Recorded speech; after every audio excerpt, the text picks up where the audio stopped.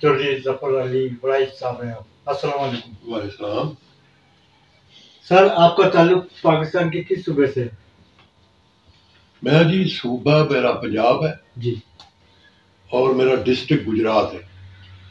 आपको शोबा कानून की तरफ आने का ख्याल कैसा है? ये मेरा बचपन से पैशन था।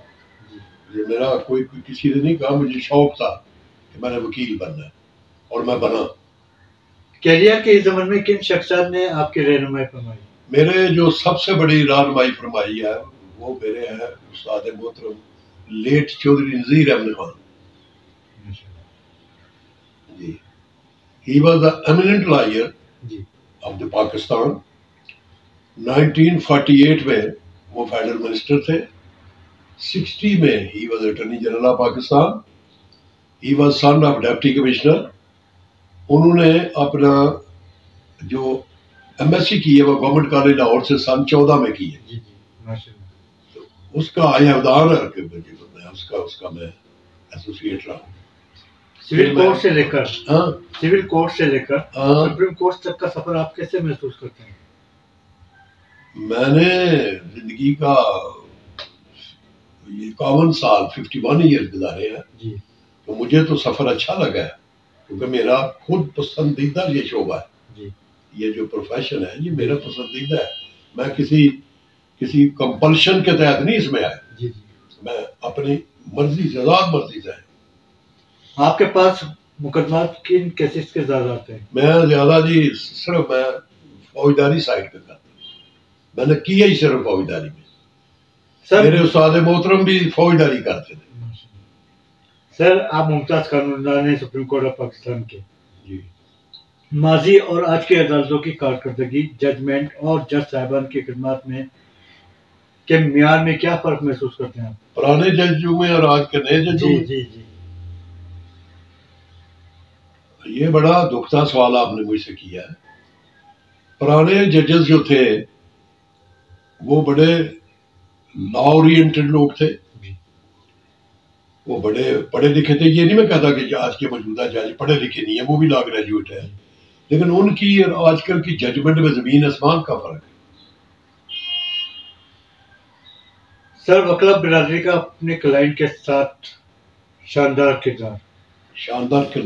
सवाल ये है कि वकला अपने क्लाइंट के मसाइल हल करने में कामयाबी के साथ समाज के वक्त का क्या किरदार होता है इनका? ये एज ए वकील मैं आपको बात कर दूं कि जो वकील का काम है ना जी। जो काम है वकील का बेसिकली कानून के मुताबिक, आइन के मुताबिक, लॉ के मुताबिक और उस पेशे की जो रूह है जी। वो है कि इन्होंने अदालत की मुआवनत करनी होती है ताकि सही नतीजे पे इंसाफ के करीब पहुंचे। उसके बाद फिर उन्होंने अपने क्लाइंट का मुवक्किल के भी मुफाद को मद्देनजर रखना होता है। लेकिन पहला काम सिर्फ ये है कि अदालत की मुआवनत करना ताकि हम इंसाफ के तकाजे के तहत सही नतीजे पे पहुंचे।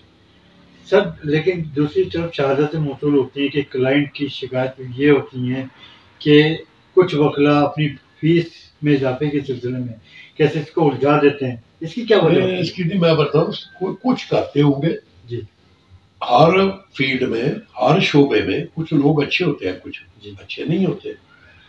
वकला में भी बात के वक्ती से कोई ऐसे लोग होंगे जो सिर्फ पैसे बनाने के लिए उनको गलत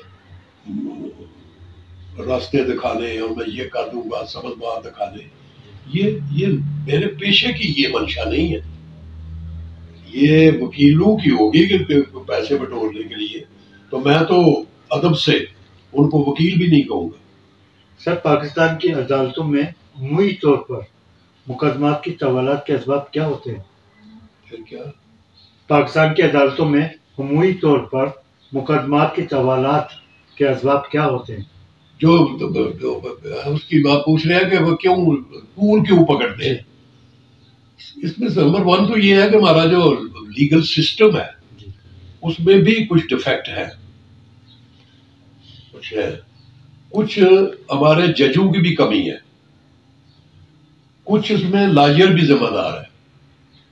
مثلا کچھ لائر ہے وہ بہت مصروف ہے, وہ کیس لگا ہوا ہے, وہ کبھی اس عدالت میں ہے, کبھی اس میں صحیح وقت نہیں دے سکتے. کچھ اس میں کلائنٹ کا بھی ذمہ داری ہے, وہ خود چاہتے ہیں کئی وکیلوں کو ہمیں تھوڑی تاریخیں لے کے دو تاکہ ہمارا کہیں کمپرومائز ہو جائے, لیٹ کرو اور لیٹ کرو, ڈیلے کرو, تو وہ کوئی لا کی اسپرٹ کے خلاف ہے وہ. لیکن سر پاکستان کی عدالتوں میں تقریباً 25 لاکھ کے قریب کیسز التوا کا شکار, کلائنٹ پریشان, ذمہ دار کون؟ اس میں بڑی دیدہ دلیل سے کہوں گا, اس میں کلائنٹ بھی ذمہ دار ہے خود, اور اس کے ساتھ پھر لائر بھی ذمہ دار ہے, اور اس کے بعد پھر ججز بھی کم دلچسپی لیتے ہیں. کیوں نہیں, وہ تھوڑی سی اگر ججز تھوڑی سی اپنی پاور کے مطابق کام کرے تو یہ بیک لا ختم ہو سکتا ہے. لیکن اس میں زیادہ تر لوگ خود کلائنٹ ذمہ دار ہیں.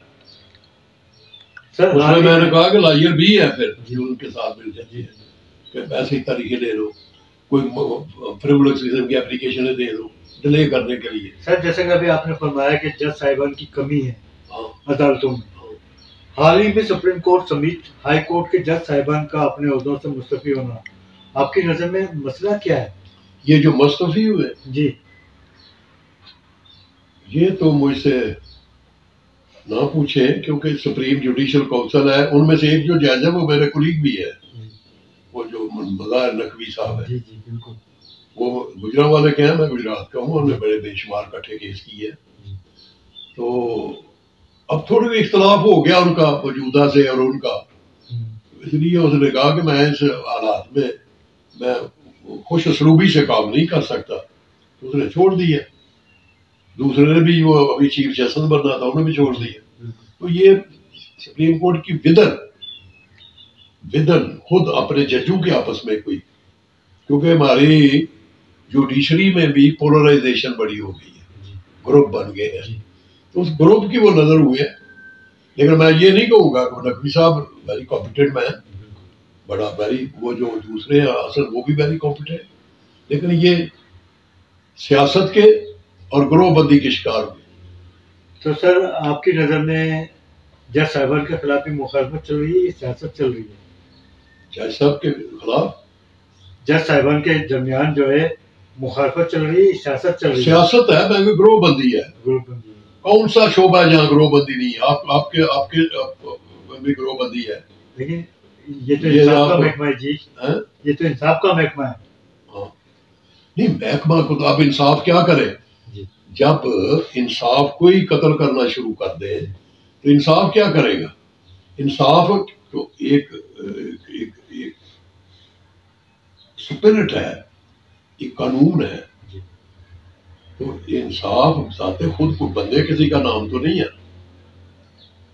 انصاف کو تو جو بندہ کرسی انصاف پہ بیٹھا ہے, جو اس کرسی کی معاملت کر رہا ہے, وہ سارے مل کے کورٹ بنتی ہے. یہ خود اکیلا جج کورٹ نہیں ہے, اس میں دونوں طرف کے وکیل جو ہے, دونوں پارٹی کے, وہ بھی آفیسر آف دی کورٹ ہے, وہ سب مل کے کورٹ بنتی ہے. سر کمشنر راولپنڈی, ہاں, چٹا صاحب, ہم جانا چٹا تھا, چیف جسٹس صاحب کو تنقید کا نشانہ کیوں بنایا؟ وہ تو میں بڑی جرت سے کہوں گا, اس نے جھوٹ بولا, اس نے کہا میں نے کوئی کہا ہی نہیں, ایسے میں پریشان تھا تو میں نے کہہ دیا, میں اس کا ماما رہا ہوں. اسے کیا پتا ہے, اس کا وہ چیف جسٹس کا اس کا کیا تعلق ہے؟ وہ ایک ایڈمنسٹریٹو یونٹ کا آدمی ہے, اور چیف جسٹس آف پاکستان ہے. وہ چٹھا صاحب جو ہے نا, وہ خود بھی کوئی شیڈی آدمی ہے. لیکن سر آپ کے خیال میں کمشنر راولپنڈی کے الزامات سے پاکستان اور پاکستان کے اداروں کو تباہ کر سکتے ہیں؟ پاکستان کے ادارے ویسے ہی بڑے ذبوحالی کا شکار ہے, اس نے کیا کر رہا ہے. تو اس طرح کی کئی اور واقع ہیں. ہمارے جتنے بھی ادارے ہیں, ایڈمنسٹریٹو ادارے جتنے بھی ہیں, اس میں کچھ خامیاں ہیں, اس کو دور ہونا چاہیے. ہر بندے کو, میں جو ایک بات کرنے لگا ہوں, ہر بندے کو, وہ کسی بھی شعبے میں ہے, اس کو قیامت پہ یقین رکھنا چاہیے کہ میں نے اس دنیا سے چلے جانا ہے. لیکن سر, اور جو بندہ بھی موت کو یاد رکھے اور قیامت کو یاد رکھے, وہ بالکل جرم کر سکتا ہی نہیں ہے. لیکن سر پاکستان کی عدالتوں میں آئین موجود ہے، قانون موجود ہے. جج صاحبان کے پاس قلم کی طاقت ہے، لیکن ایسی شخصیات کے خلاف سزا یا جزا جیسا کہ بیان دیا نہیں میں کہوں گا کہ لا کو اپنا رستہ کو تو تعین کرنا چاہیے. اس میں کسی کی قانون پاور کی بات نہ کرے. ان کے قلم میں زور ہے. قلم جو ہے نا رول آف لا میں ہے، جو پاور ہے وہ لا میں ہے، اور اس کو جو نافذ کرنے والے ہیں وہ تو اس سے ابو نہیں ہے، وہ بھی قانون کے تابع ہے. تو جو پاورفل چیز ہے وہ لا ہے. لیکن پاکستان کی عدالتوں میں لا اینڈ آرڈر اگر نہیں ہے تو پھر وہ نہ کورٹس ہوں گی نہ کچھ بھی نہیں ہوگا. چیف جسٹس صاحب کی سربراہی میں 3 رکنی 5 رکنی 7 رکنی بینچ تشکیل دیے جاتے ہیں. آگے چل کے یہ ٹوٹ کیوں جاتے ہیں؟ وہی بھی گروہ بندی، اس میں واپس میں ڈسسینشن، گروہ بندی اور پولرائزیشن، وہ جس کا انصاف سے کوئی تعلق نہیں ہے. میں یہ بھی کہوں گا کہ وہ گروہ بندی، ڈسسینشن. سر واقعہ 9 مئی پوری دنیا کے سامنے بانی پی ٹی آئی پر 200 سے زائد کیسز بنانے کی وجہ کیا ہے؟ یہ بڑا آپ نے میں سے عجیب سوال کیا ہے. میں وکیل ہوں جی. اس کی وجہ جو ہے وہ بڑی سمپل ہے. میں تو نہیں بے شک چلاؤ اس کو کہ بانیے، میں کسی پولیٹیکل پارٹی کا بندہ نہیں. تو عمران خان صاحب یہ اسی آرمی کے گود میں بیٹھ کے کندھے پہ چڑھ کے آئے تھے اقتدار میں. سن 1918 میں جو ریگنگ ہوئی تھی وہ کس کے لیے ہوئی تھی؟ پھر کیوں ان کو آنکھیں دکھائی اس نے؟ میں کہتا ہوں جو کسی کا موصل ہو پہلے اس سے فائدہ نہ اٹھاؤ.